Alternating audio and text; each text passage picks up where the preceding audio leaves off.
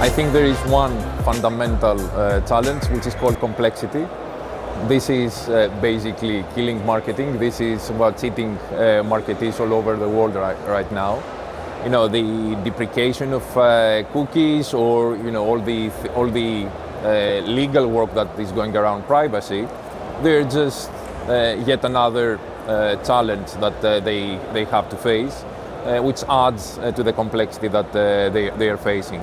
So for me, and I guess for all the people in this industry, we have to help you know, the marketeers, the marketing organizations fight this complexity, make things simpler. Grundsätzlich die größten Herausforderungen, die der deutsche Markt und nicht nur der deutsche Markt hat, um Effizienz und Effektivität auch nachzuweisen, ist, wir keine Cross-Media-Standards haben. Also ich glaube, dass das die größten Herausforderungen sind, nicht nur in Deutschland. Wir schnuppern ja auch so ein bisschen über den Tellerrand, also auch im internationalen Markt. Wir haben alle die gleichen Themen und das sind Themen, die wir angehen und lösen müssen. The fact is that the open web proposal, the open web offer for advertisers needs to improve. That's the foundation of what we're trying to achieve. But ultimately, the two key areas, I think the first is the biggest, which is attribution and measurement.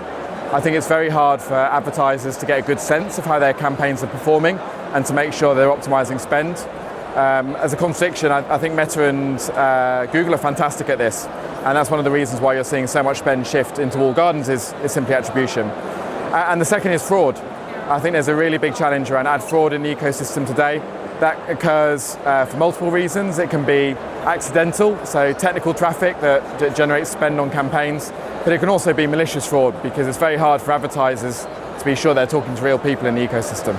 I believe that we are still, as an industry, challenged by two big forces. The first force would be like the macroeconomic situation. So what has happened with pandemic and wars can be described as a multi-poly or poly-crisis situation, which means that a lot of agencies and brands have reviewed their strategy and investment in digital marketing. So this is like the external force. On the other side, we would have the industry, the internal force, which was very much driven by Google and the third-party cookie deprecation. So what we observed that not only this macroeconomic situation, but also the force from inner, brought a lot of turbulent times and media owners and decision makers revisiting like what would be the best approach to maximize the efforts within the digital industry. So this kind of disruption is a big challenge for the industry ourselves, but also like the market fragmentation is a big thing. The industry is incredibly divided and fragmented into closed ecosystems and a very disjointed open web. So effectiveness typically only works best in very constrained environments, and building effectiveness around different silos of inventory and data is very hard to do. This is one of the core areas that the industry must focus on to ensure it has scale and also proof points that advertising works. Aus meiner Sicht, aus unserer Sicht fängt das schon recht weit vorne an in dem ganzen Mediaplanungsprozess, nämlich bei der Definition, was zum Beispiel eine Cookie-less-Kampagne eigentlich ist. Also wir bekommen ganz viele Briefings, wo das Wort Cookie-less, dieses Buzzword Cookie-less immer unterschiedlich definiert ist. Die einen beziehen es auf Technologie, die anderen beziehen es auf Browser, auf Umfelder, andere meinen damit wieder kontextuell. Das heißt also, es fehlt dem Markt, und das kennen wir ja aber aus dem Werbemarkt, noch an Standardisierung, erstmal auf der Definitionsebene, was möchte eigentlich ein Werbetreibender, was möchte eigentlich ein Werbekunde. Wenn wir über die Definition dann hinaus sind, dann haben wir so eine zweite Herausforderung, die wir gerade wahrnehmen, und zwar durch den sehr richtigen Wechsel von Third-Party auf First-Party-Data sind Kunden ja gerade derzeit dabei, ihren eigenen Datenbestand erstmal generell zu erstellen, aber auch irgendwie aufzuarbeiten, zu veredeln. The question is around, with what data are we using, right? Which signals are the right signals? So which identifiers do we see? The first is the definition and the targeting opportunity of audiences in a multi-walled garden ecosystem consisting out of publishers, digital platforms and programmatic. And there is no link between our audience definition and the available audience to purchase. The second is the connectivity of our buying platforms, our decisions on the media plans to this ecosystem. There are publishers, retailers and platforms, but we need to always run decisions per platform and don't have an overarching connectivity in our buying platform. And the third is the measurement piece. Due to measurement restrictions and this multi-wallet gardens we see, we have to run separate measurements of brand and performance measurements because there is again no connection and no integration in our systems.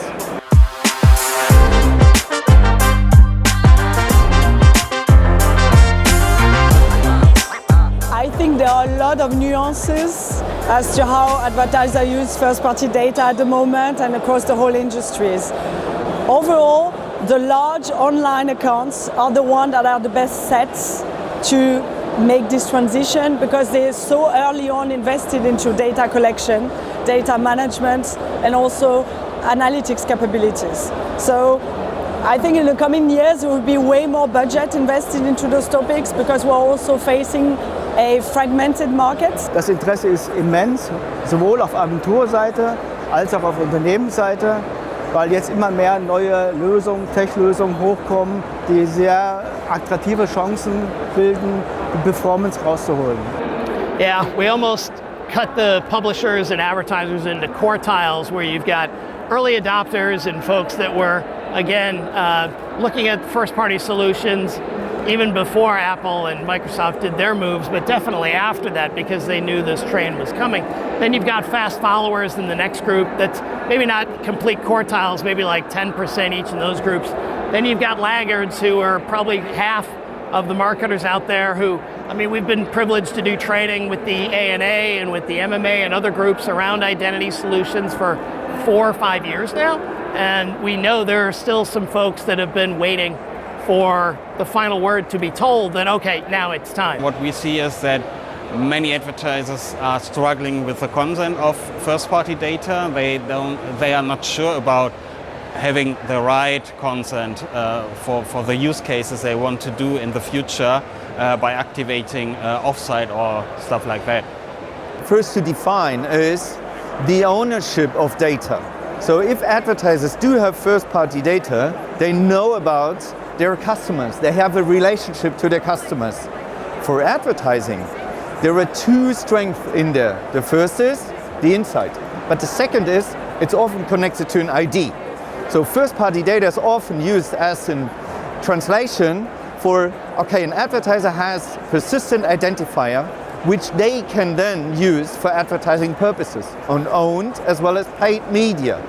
So therefore, advertisers are faced with this potential to create a value for their customers, to receive the allowance to use the first-party data and then connect this to the advertising programs. We are seeing like the two different poles here. We have like the big international advertisers who are already making steps towards that direction, creating a first-party data strategy, trying to understand how to scale it. And on the other hand, you have like smaller players or national champions and so on and so on, who are still trying to understand what to do. They shouldn't rely only on the walled gardens and the things that they have been doing so far. This won't work, this is not effective.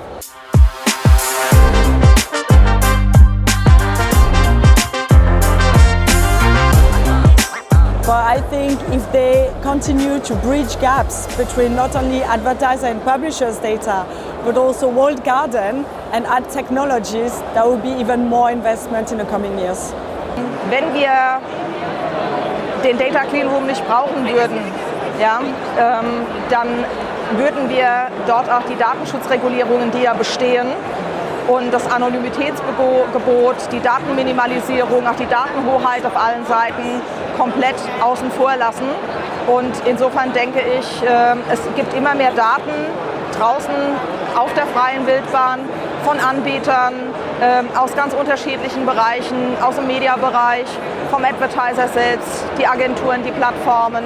Und um dort tatsächlich Daten zueinander zu bringen, den Datenschutz dabei zu berücksichtigen dafür brauchen wir definitiv solche Technologien und es ist extrem wertvoll, dass es sowas gibt. At the end of the day, it's qualification. So an advertiser who has first-party data in a clean room can revalidate their partnerships in the publisher ecosystem or the data partnerships and then reprioritize their campaign and identify new strategies and methodologies to target their audiences, be it the direct advertisement of their own first-party data or the qualified first-party data from the data partnerships. The key challenge around data in the ecosystem today is that data is created for one purpose and then used for multiple others. And that happens without the user being in control, or sometimes even the publisher or advertiser being in control of that data. And I think where clean rooms really come to the fore is they make sure that that data, that use of data is really controlled. And if you're asked by a consumer, what's my data being used for? Delete my data, don't activate it further, then with the clean room in place properly, then those questions can be answered really, really well. So I think they're certainly part of the part of the solution. I think where they need to go still is the integrations and to reduce friction with both publishers and advertisers. I think there's still some way to go to make them easier to use, easier to understand, easier to activate. And I think, again, Decentriq's doing fantastic work in this space. But ultimately, if we really want to see it take off, we need to reduce friction. So with the ad ops guys are setting up their campaigns, they don't see it as a chore. It's just a super simple thing for them to get set up, like they would do anything else in their campaign today.